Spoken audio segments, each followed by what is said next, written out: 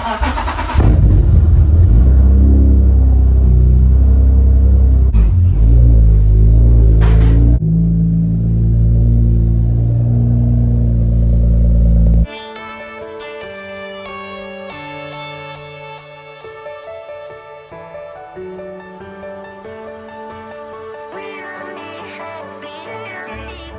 going on, everyone? Hope everyone had a good Thanksgiving. TL's looking much better now with the grill. Go ahead and close this door, man. It's freezing, guys. Welcome back to another video. Today I'm going to be doing a fuel pump upgrade on my Acura TL Type S, and I'm going to show you guys how I went E85 and why I'm getting another fuel pump. Big reason why I'm upgrading my fuel pump, because my tuner, big shout out to Dan at etunes.com. He was the one who was able to tune my Acura TL Type S and was able to make 351 to the wheels. All the upgrades I did to it really helped out a lot. I finished data logging and I sent him the data, and he was like, hey, you might want to look at your fuel pump. And I'm seeing a loss of pressure at certain RPMs and stuff like that. This is the fuel pump I ended up getting. DW fuel pump. I am not even trying to say the name. DH Works. And this is the fuel pump I got. People did tell me that this is a direct bolt-on to the TL, so we'll see how it goes. Before we proceed, this is the specs to the DW300C. First, we gotta open the trunk, guys. That's how we are gonna get to our fuel pump. I remove all the stuff in the trunk, guys. Spare tire and the covers. Okay, before I proceed, let me show you guys what the tools I'm going to be using to remove the fuel pump assembly. So you're going to need a Phillips. I got this tool called by Lyle, and this will help me remove my fuel pump. Take a 14 mil socket, goes right over it. And then I'll put my reducer on there, put a 1/2 inch ratchet on there. What you do is just pop this rubber piece off. There's 3 of them. Right off. Whew. Put your thumb over here. Gotta go ahead and pop the connector off.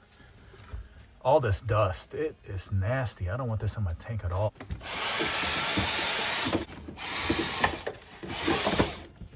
I think that's much better right there. Or we should have a little bit of fuel pressure in there, so I'd like to wait a little bit before removing this. So it's been a good, 15-20 minutes. Have fuel squirting out in your face. Squeeze this tabs right here. Okay, it's ready to come out. All right, there's the fuel.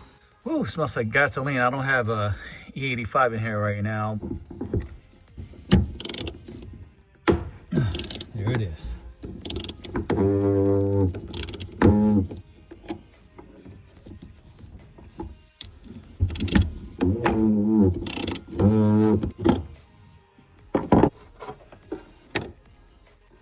Okay, time to pull it out. Rubber seal. My fuel tank's pretty empty. I got like the gas light is on. You gotta tilt it forward and then it comes out. Ooh, it's leaking a little bit. The only way I was able to go E85 was I had to go with different injectors, something that can handle E85, which is I went with the FIC Fuel Injector Clinic injectors, and I got the 650 cc's in there. So you do have to get a different tune for E85. I do have my tune here. So if you go here, I got the E85 map right here, and then I got my 93 map. This is why I like a K-tuner, guys. K-tuner, I'm able to swap different maps. And that's pretty much it for going to 85. This is our fuel pump right here. And this is your sending unit. So depending on what level your tank is, how much fuel you got in there, is how it's gonna float and stuff. The higher it is, the more it'll be up there. And so this will send all that information through the black and yellow wires all the way up to your dash. Tell you how much fuel you have. With it going to 85, I'm guessing the E85 will eat up all the contacts there. And this is why I switched back to 93. That way my sending unit doesn't go bad at all. I feel like that's gonna have to come out.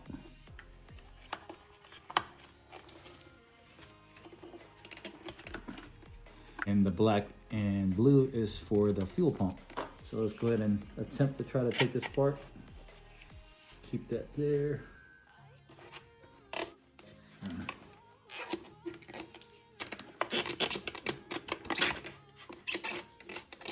Sock clogged up because this thing is very old.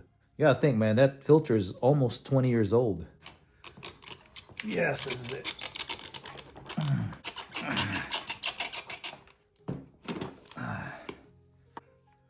Oh, that's so nice. Let's go ahead and compare. Let's take these caps off. That, put it right there. This is the original 184,000 mile fuel pump. I think it's definitely seen better days. One thing I will say right now, it looks pretty much identical. Only thing it doesn't have is these locking tabs. And this was originally like this. So we're gonna put this right here, guys. And we're gonna put the O-ring back here. We're gonna put a new O-ring there. So here we have the new sock and the new O-rings that came with it. And we got a packet of grease. So we're gonna go ahead and put this right here. The O-ring right there, that way it's nice and sealed. Let's go ahead and open up the new sock. This sock is nice and clean compared to the old one here. Wow, it looks like it's got some stuff in there and just does not look good. Maybe that's why we were losing pressure, maybe the fuel filter. And just put it in together and just press it in there. Just like that. What I'm gonna do is I'm just gonna take off the OEM Honda locking washer, whatever this is called. And I'm just, hope I can twist it. Oh, there it is, it came right off. And I'm gonna try to use this one. This one's a lot easier to install than these ones. Yeah, that's not coming out. The next step is to lube up the O-ring. That way we don't go in there dry. Looks like the connector part's pretty much identical. Okay, it snaps right in there, which is really nice. Oh, it goes right in. And they use like a zip tie or something, so that way this pump stays up in there. Because right now, it's not locked onto anything. It'll just fall right out. Also, another thing about this fuel pump is it does have an internal filter here. If you look deep inside, it looks like cardboard or something. Y'all see that? That little hole? So I don't see anything in there clogging up the fuel filter. So to replace this filter, you'd have to buy this whole housing. Under the connectors are burnt, so which is good. I don't see anything getting hot. Got a couple of zip ties.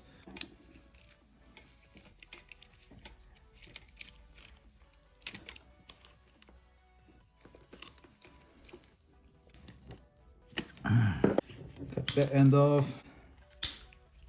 Really careful, I want to cut the zip tie. I don't want to cut the filter though. Bam, there we have it, guys.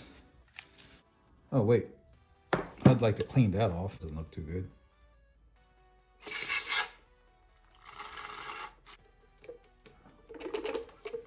Wow, look at all that stuff I got out.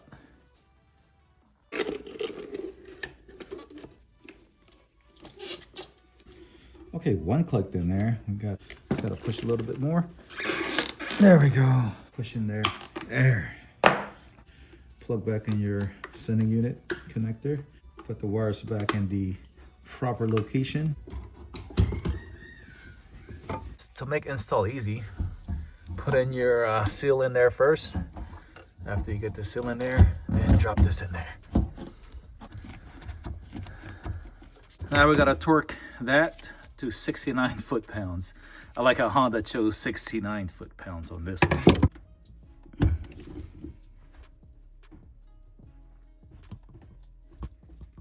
Ah, there it is. This Lyle fuel pump tool is pretty nice. It's adjustable too. There it is, it's in. Line up your holes. The fuel pump install is pretty easy, not bad at all. So right now I'm gonna go and put some gas in it because I barely have any fuel in there right now. I'm actually gonna data log for 30 minutes and send it to my tuner at etunes.com. Actually, if you guys wanna tune, use Garrett 10 for a 10% discount off the price. Got my TL tuned on 93 for like $280, and then you'll get 10% off of that. Then if you go E85, it's additional, I think 80 or 90 bucks or something. The price may change, so, but at least you have my discount code. Also guys, I do have these J35A8 ported heads by NeoFlow on sale. Well, it's gonna have stock valve train, but it's gonna come with the J37A1 camshafts. Interested, hit me up on Instagram at Garrett_media. I wonder if I'm gonna be able to hear the fuel pump.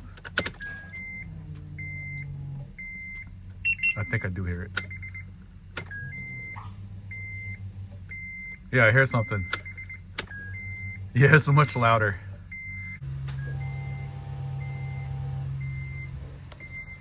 Also, that's one way to prime the fuel system. I'm gonna go ahead and fire it up.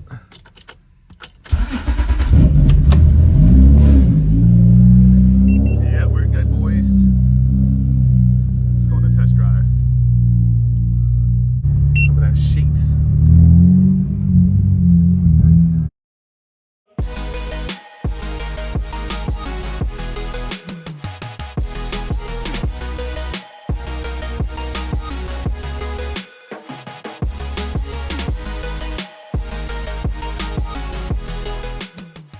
I got this new camera, and hopefully you guys like the views. And I'm gonna start data logging. Well, to start that, just hit start log. That's it. And gonna do it for 30 minutes.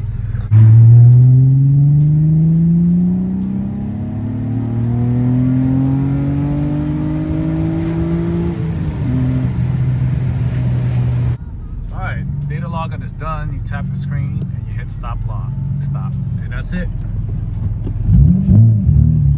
All right, once you get your cable connected to your K-tuner, connected to your laptop, then go ahead and go to onboard logging.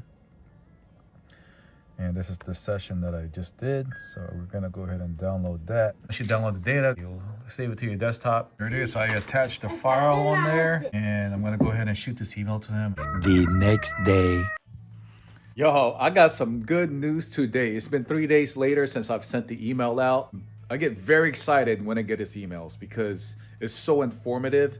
And not only that, I get a new revision. My car is going to be a bit faster and it's going to run better. I didn't know that the fuel pump can make a difference, guys. You guys been watching for a long time. This is not my first time getting tuned. I've gotten tuned before. It was a custom dyno tune and I was not happy at all. I read the Google Maps review. It was terrible. They got a super bad review. With eTunes, like, dude, I've been nothing but happy, man. With that said, let me read the email to you guys. All right, guys. So revision 30 pump gas. Hey, Leo, it'll probably take 2 to 3 more revisions to get this dialed back to perfection.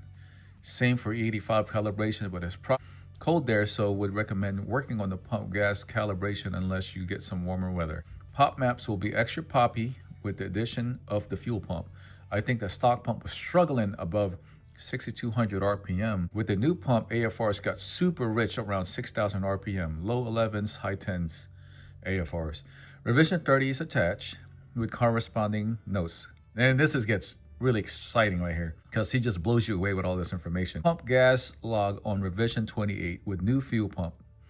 About an 8% shift here to the rich side when running in closed loop partial throttle. You can always ask them what these mean if you don't know what it means. Lots of partial throttle work here, leveling negative trims for a bit better throttle response along with line spacing adjustment to account for a fuel pump addition. WPT similar.